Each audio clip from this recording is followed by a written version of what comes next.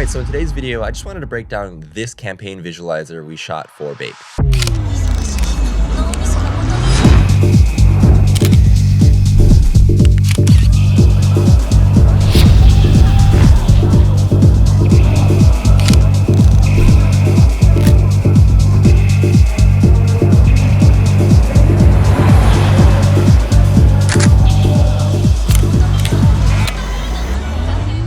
So the streetwear brand BAPE reached out to me and asked if I could produce a visualizer, and they wanted a Tokyo neon kind of like hyper city visualizer for the release of their shoe. I just wanted to quickly break down exactly how we shot this video, kind of scene by scene, and the specific tools and gear we used. Top right in, this was shot in a very small crew. It was mainly just myself, the camera operator Peace, and my friend Jojo assisting, along with the models and our hair and make specialist Saya. All the shots were captured on the Sony FX3. Sony just has great low light performance, except for the beginning and end shots, which I'll hop into now. So the intro and ending scenes were actually shot on a VHS camera, not in the FX3. This wasn't done in post, this was done in camera, and this was shot on the Sony Handycam SC7. I purchased this for like 50 bucks on an old Japanese auction website, and I use Handycams pretty often, but this one in particular is very cool. It's got this cool switch here that allows you to flip between the 4mm and 12mm built-in lenses in the camera. The way that I record this video straight to micro SD is through a nifty system, which James is an amazing photographer and artist based in LA. He's a buddy of mine. He introduced me to this system where you can record directly to an FPV kind of like monitor. And basically what it does is it's an immersion RC. I'll link the actual build video down below, but it allows you to plug into whatever VHS or Handycam that you have, or whatever cam allows for AV and AC out. And with this system, you can screen record whatever your camera is inputting. So it bypasses the need for tapes, goes straight to micro SD. And this is a really handy system to get some cool B-roll VHS style shots on any shoot. I usually bring one of these on every shoot. So these first scenes are literally me just holding the Sony Handycam and flipping between 4mm and 12mm and just trying to get some interesting shots of the two models. I basically told them just to stand and cross their legs, and as they were doing that, I just walked in, got a couple different angles. This next scene is literally me in a car slowly rotating the camera as we're driving. There's nothing super complicated about this shot. I just shot it, I think in like 60 frames per second maybe, and it just slowly rotated. And as you can see here, I pressed the camera up to the glass. This was on the 24-70s, but it was at like 24mm. Press it up to the glass. This was on like a separate shoot. I just needed an extra B-roll shot, and I rotated the clip, and I thought it looked pretty cool. So what I did here was I increased the speed ramped it into this next shot here, which if I let it just play it through, you can actually see Peace's foot at the beginning here. This is Peace on the 24mm f1.4. This is the primary lens we used on this entire shoot. He's handheld whipping this camera using both hands and stabilizing it, whipping this camera up to this desired hero shot. For these whip pan motions, usually we do it like a couple times, maybe 1 or 2 times, and this is Peace here. I'll just play it through. Him whipping up in, doing a slight push-in movement. And he does it a couple times. So I've speed ramped the first one, the rotational sped up version, up into this whip part here, which if you ever like whip transitions, or if you ever cut transitions during the motion blur section, or where you have a lot of blur, that's where I find added with sound effects gives you a very clean transition. Next scene again, same thing. If you notice, I've actually reversed this clip. The original clip, let me just unreverse it here. This is the original clip. He started it, locked focus on the shoe and whipped out. And then what I've done is I've then reversed it. So when you do that, you end up in a perfectly focused position, and then you can modify your timing after that. It kind of looks a little bit jarring, but it's kind of the look we were going for this shoot. These next two clips here are just handheld scenes on the 70-300 lens. So this is a pretty zoomed in focal length, and what I would advise Peace here to do is just, with some handheld movement and with the zoom, just play around with different angles and give me a sort of a handheld look in the footage. And this next clip here, all I have is piece rotating around the two models with the DJI RS2 gimbal. We've got the 24mm f1.4 again here on the gimbal. And he's just doing a couple passes around and trying to keep the shoes as centered as possible. It's kind of difficult shooting in pretty high traffic areas, like for instance, this footpath here in Shibuya. So trying to time it where you can get scenes with no other pedestrians kind of in the shot, and then cutting those out for your actual final video. This next scene is handheld on the 24mm again, and what Piece is doing here is he's lowering the camera as the model is lowering down to tie their shoe. And he's added in a little whip transition again here, which if you notice, he whips out at the end of the scene. This I advise him to do, and this is something that we do often all the time together on our shoots, just because that whip allows for you in the edit maybe an easy point of transition. And if you can time it well, then you can cut to a next scene and it looks cool. And with some sound effects again, it cuts really well. This next scene here, I'll just play it out. We shot this, I think, in like 1/10 of a second or 1/8 of a second, and this was shot on, I think this is the only scene we shot on the wider lens, the 10-18 APS-C lens, which I use very often.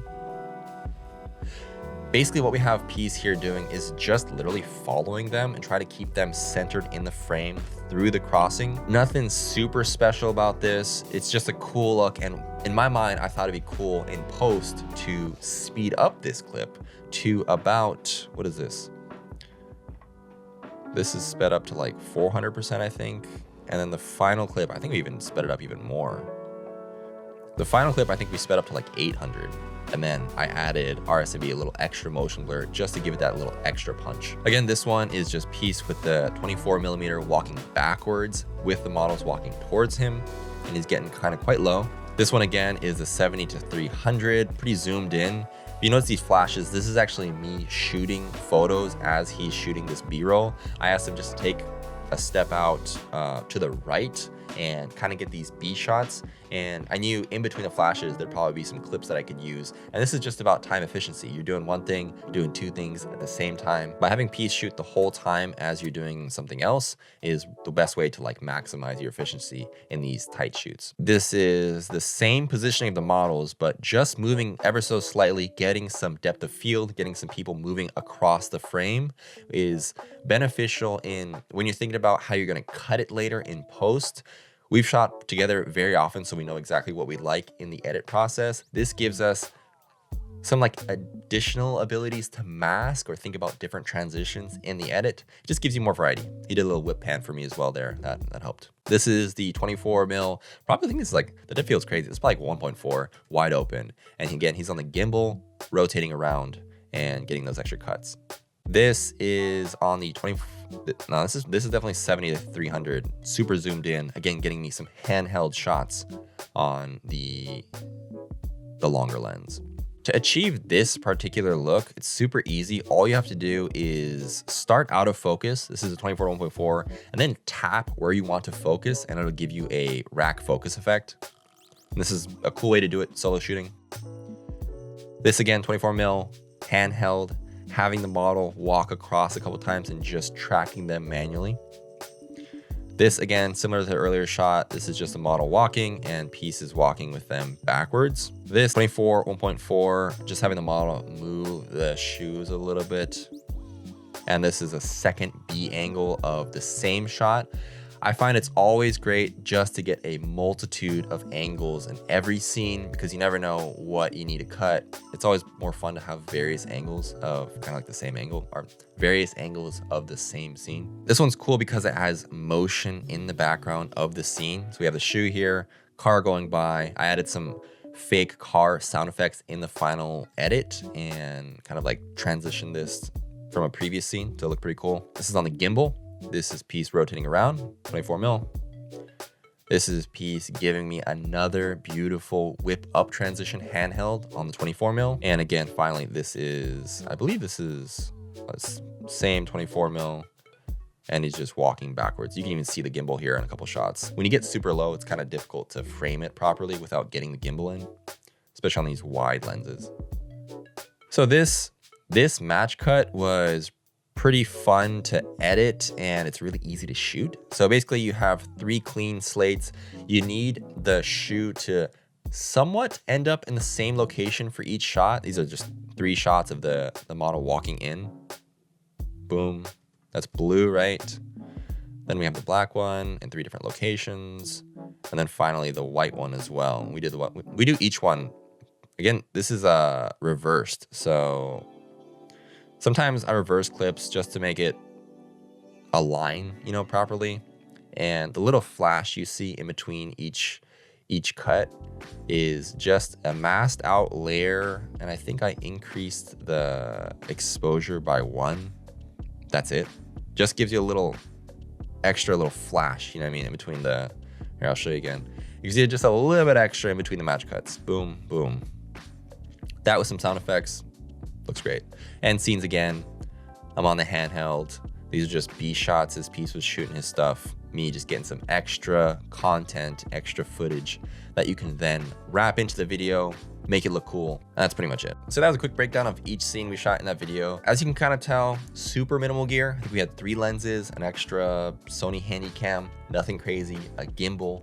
A lot of it was shot handheld, but also I think it's fun to mix handheld and steady footage, especially if you don't have the budget for like a steady cam, or you're working with smaller groups of people, smaller crews doing run and gun situation shoots. I think the key takeaways from this shoot in particular were definitely minimizing the amount of gear we shot with. So we only had 3 lenses, small Handycam, 1 gimbal, small crew, getting a lot of different angles, a lot of different stuff. I shot listed almost everything you shot on there besides like some extra angles prior to the actual shoot, just so that we knew we could reference stuff as we were shooting, so we weren't like always trying to guess exactly what we were gonna do. We did a quick walk around scout. I mean, I've shot in Shibuya a lot, so I know a lot of areas and a lot of locations that'll look cool, but we did a quick couple passes through before the models arrived, before everyone arrived, to know kind of like where we're gonna shoot. Boom, got it all done. Went in, went out. If you have any questions on anything else in this video in particular, please leave them in the comments below. If you like this kind of content and want more additional in-depth style content, we've got a full masterclass available in the description. It's called The Odyssey. Go ahead, take a look. We cover everything from the business aspect, the shooting aspect, everything that goes into freelance creating. If you have any questions on that as well, feel free to leave them in the comments below. Last 2 months have been really hectic. Next few months gonna be even more hectic. So stay tuned. We'll be doing more breakdowns, more tutorials, more videos, more everything on the channel. Subscribe. I'll see you guys in the next one.